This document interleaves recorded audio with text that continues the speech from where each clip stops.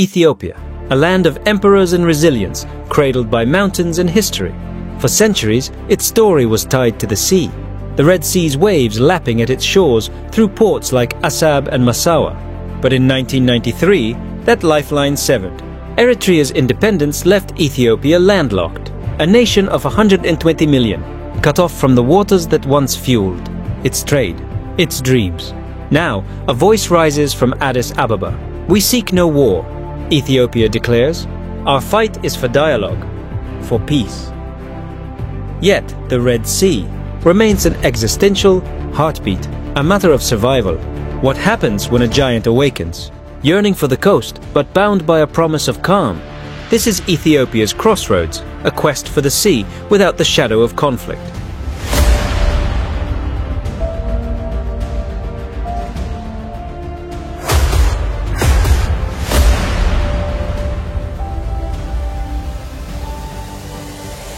This is the journey to one Africa.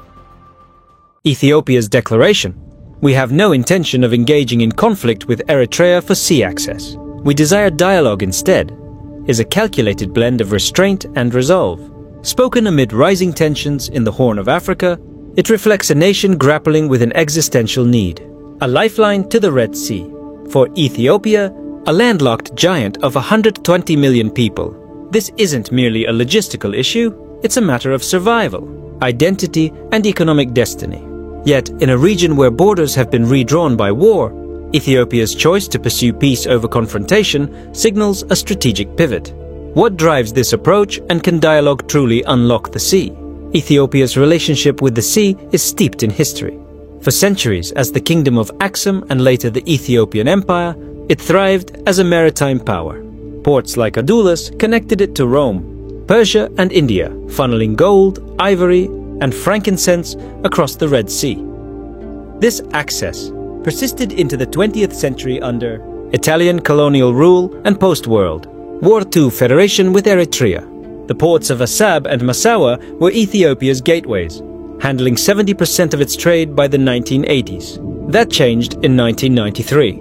Eritrea's independence after a brutal 30-year war stripped Ethiopia of its 1,000-kilometer coastline. Overnight, a nation of 60 million then became landlocked, the largest such population globally. The Eritrean-Ethiopian War, 1998-2000, cemented this loss, killing 70,000 and freezing relations. Ethiopia turned to Djibouti, a tiny neighbor, for 90% of its imports and exports, a dependency that persists today. The Red Sea, once a birthright, became a distant memory. Until now. Why the Red Sea is existential. Ethiopia's claim that sea access is an existential matter isn't hyperbole, it's economics and geopolitics distilled. Consider the facts. Trade dependency. Ethiopia's $127 billion economy, 2023 GDP, relies on Djibouti for 90% of its trade, moving 4 million tons of goods yearly through a single port. Delays, high fees, worth of $100 per container, versus $800 regionally, and capacity limits stifle growth. With a 6% annual GDP growth rate, this bottleneck threatens to choke an emerging powerhouse. Fact: Ethiopia spends $2 billion annually on port fees and logistics, a burden its 5 million ton trade capacity can't sustain as demand rises. Population pressure. At 120 million, Ethiopia's population is ballooning, projected to hit 190 million by 2050. Feeding, employing, and powering this mass demands cheaper imports, fuel, fertilizer, and export markets. Coffee, Ethiopia's $1 billion cash crop. Landlocked status inflates costs, with transport adding 16% to goods prices. Energy and security. The Red Sea isn't just trade, it's strategy. Ethiopia's Grand Ethiopian Renaissance. Dam Gerd needs. Export routes for hydropower sales and maritime access bolsters its role as a Horn of Africa anchor. Without it, Ethiopia risks isolation as Somalia, Sudan and Eritrea jostle for influence. Historical identity. Beyond numbers, the sea is Ethiopia's lost heritage. From Aksum's naval might to Haile Selassie's navy, it's a symbol of sovereignty. Regaining access, even shared, restores a psychological lifeline severed by colonial and post-colonial fractures. Without the sea, Ethiopia's ambitions to become a middle-income nation by 2030 teeter. Djibouti's monopoly, charging Ethiopia $120 million in port dues yearly, is a chokehold it can't escape alone. Why no conflict with Eritrea? Ethiopia's rejection of war with Eritrea is rooted in pragmatism and painful memory. Historical cost. The 1998-2000 war was a disaster. 70,000 dead, $6 billion spent, and a 20-year stalemate. Ethiopia won militarily but lost politically, gaining nothing but a fortified border. Another conflict risks repeating this futility, draining resources needed for development. Eritrea's strength. Eritrea, though smaller, 3.2 million people, is a fortress state.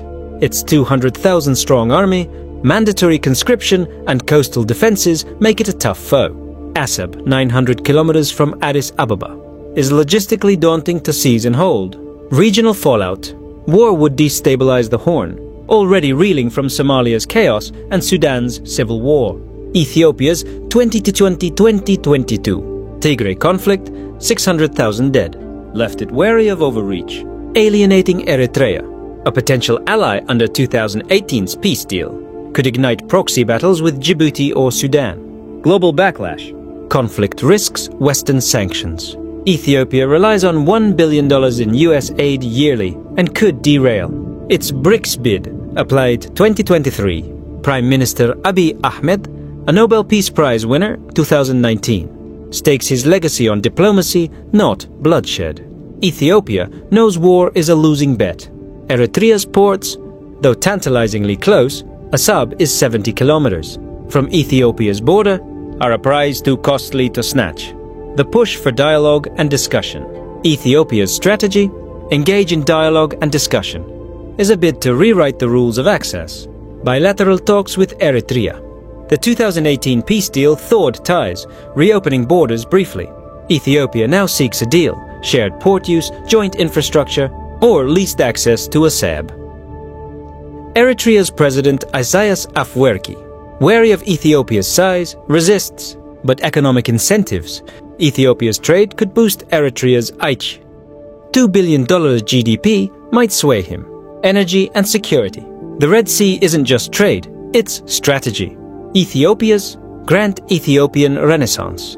Dam Gerd needs. Export routes for hydropower sales and maritime access bolsters its role as a Horn of Africa anchor. Without it, Ethiopia risks isolation as Somalia. Sudan and Eritrea jostle for influence. Historical identity. Beyond numbers, the sea is Ethiopia's lost heritage. From Aksum's naval might to Haile Selassie's navy, it's a symbol of sovereignty. Regaining access, even shared, restores a psychological lifeline severed by colonial and post-colonial fractures. Without the sea, Ethiopia's ambitions to become a middle-income nation by 2030 teeter. Djibouti's monopoly, charging Ethiopia $120 million in port dues yearly, is a chokehold it can't escape alone. Why no conflict with Eritrea? Ethiopia's rejection of war with Eritrea is rooted in pragmatism and painful memory. Historical cost.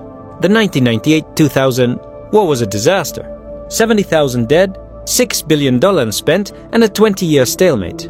Ethiopia won militarily but lost politically, gaining nothing but a fortified border.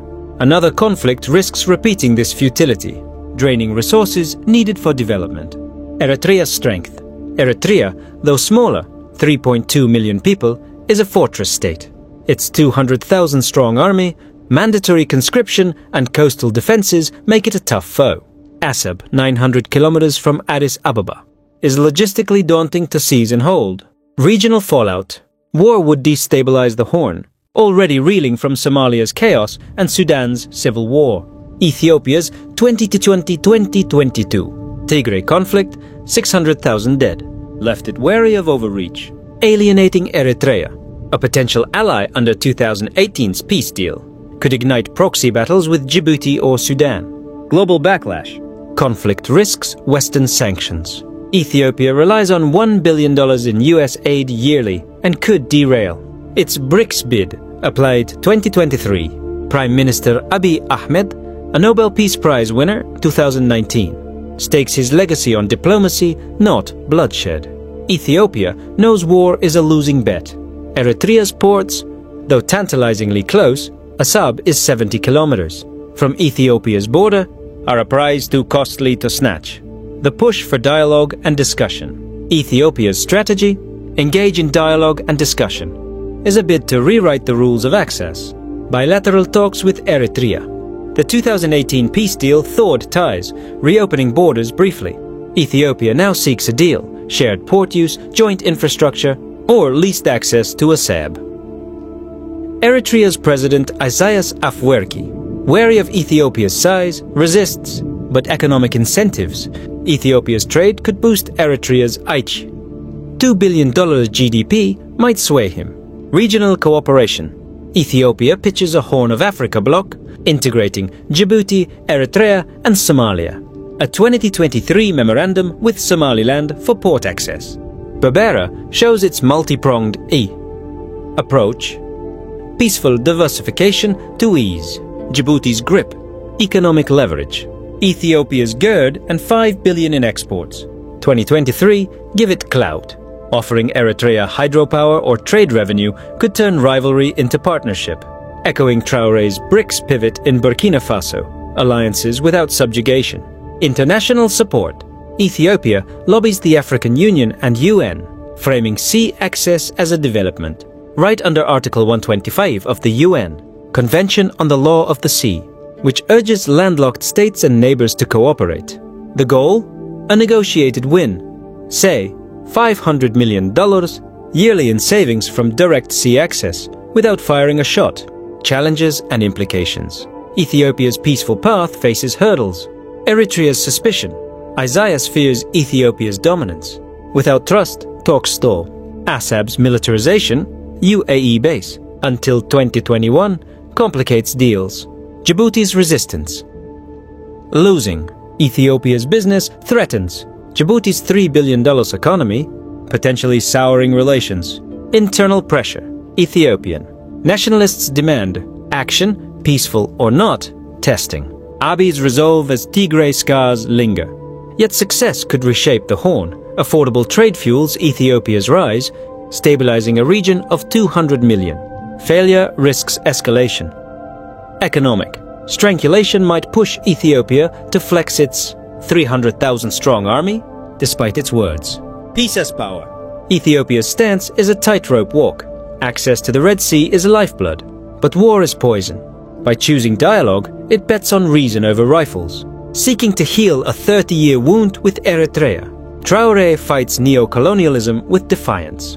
Ethiopia counters isolation with patience. Both chase freedom, different paths, same soul. Can words win what history lost, or will the sea remain a taunting mirage? For Ethiopia, peace isn't just strategy, it's survival.